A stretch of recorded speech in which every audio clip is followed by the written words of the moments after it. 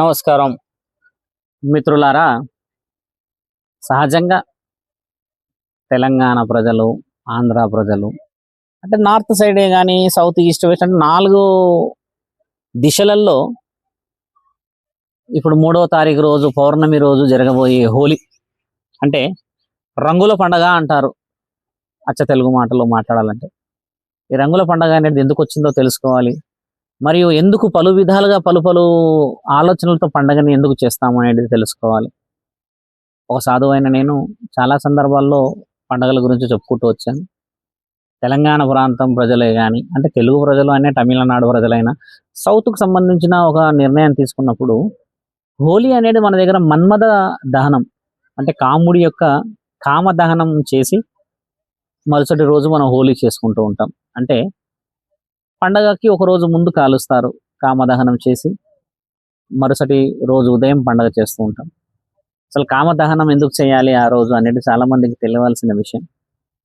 మన్మధుడు రతీదేవితో సంధ్యా సమయంలో పరమశివుడు కూర్చున్న ఒక స్థితిగతులు తండ్రి యోగ నిద్రలో ఉన్నప్పుడు మన్మథ బాణం వేసినప్పుడు ఇబ్బంది పడ్డప్పుడు మన్మధుడిని తండ్రి యొక్క అగ్నితో తండ్రి యొక్క 3వ కంటితో కోపంతో మన్మధుడిని ఇబ్బంది పెట్టడం ద్వారా మన్మధుడు ఒకసారి బూడిద అయిపోవడం ద్వారా రతీదేవి పక్కనే ఉండి చూస్తున్న ఈ తరుణాన్ని భరించలేక మన్మధుడిని బతికించవలసిందిగా కోరినప్పుడు తండ్రి అంటాడు, కామంతో కళ్ళు మూసుకుపోయిన మన్మధుడు ఇకపైన ఇదే రోజు కాముడి రూపాన కామం రూపాన ఎవరెవరి శరీరములో ఎవరెవరి స్థితిగతులలో కామానికి సంబంధించినది ఉంటుందో వాళ్ళు ఈ విధముగా కాలబడతారు, అజ్ఞానులు అవ్వబడతారు అని మన దగ్గర పురాణాలలో రాయబడింది.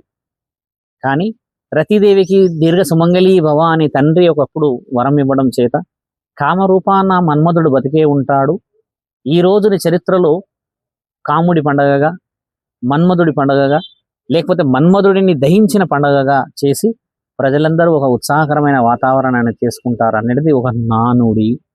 ఇందులో రంగులు పూసుకుంటారు. ముఖ్యంగా రంగులు పూసుకోవడానికి గల కారణాలు ఏంటంటే ప్రతి ఒక్కరికి తెలియాల్సిన విషయం. మన దగ్గర ఇప్పుడంటే ఇన్ని రంగులు వచ్చాయి, కానీ ఒకప్పుడు రంగులు అంటే చెట్ల నుంచి, ప్రకృతి నుంచి, ఆకుల నుంచి, పండ్లు పలహారాల నుంచి వచ్చిన రంగులే.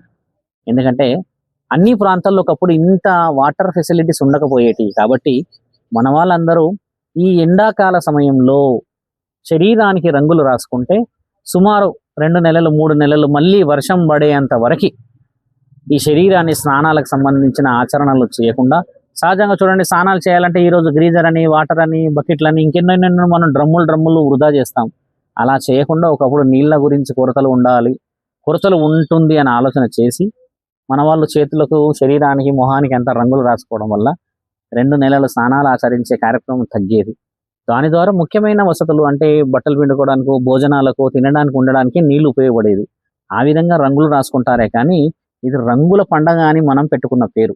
కాబట్టి నేను మరో విషయాలు మళ్ళీ చెప్తాను మీకు. ఒక్కొక్క దగ్గర ఎందుకు చేస్తారనేది. హోలీని 4 విధాలుగా చేసుకుంటారు మన వాళ్ళు. ఇప్పుడు చాలా మంది ఏ విధంగా చేసుకుంటారు, ఇప్పుడు రాధే రాధే అని శ్రీకృష్ణుడిని కొలుస్తారు. తర్వాత ఇటువైపు వచ్చేస్తే మన దగ్గర కామదహనం చేస్తూ వస్తారు. ఇంకొక దగ్గర అడవి ప్రాంతాల్లో ఉన్న వాళ్ళు కేవలం రంగులకు సంబంధించిందే చేసుకొస్తారు. ఇందులో ముఖ్యంగా పాత్ర హోలీ అనే పేరు హిరణ్యకశిపుడి యొక్క చెల్లె పేరు హోలికా రాక్షసి వల్ల రావడం.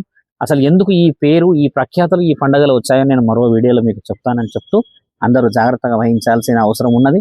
నీళ్లు ఈ సమయంలో, ఈ ఎండాకాలంలో మనందరం వృధా చేయకుండా మన భావితరాలకి పండుగల గొప్పతనం చెప్పాలి, కానీ పండగని వ్యర్థము వృధా చేయకూడదనే ఆశతో నేను మరో వీడియోలో పండగల విశిష్టత, ఈ హోలీ పండుగ విశిష్టత, పౌర్ణమికి సంబంధించిన విశిష్టత చెప్తానని చెప్పి సెలవు తీసుకుంటున్నాను. హర హర మహాదేవ్.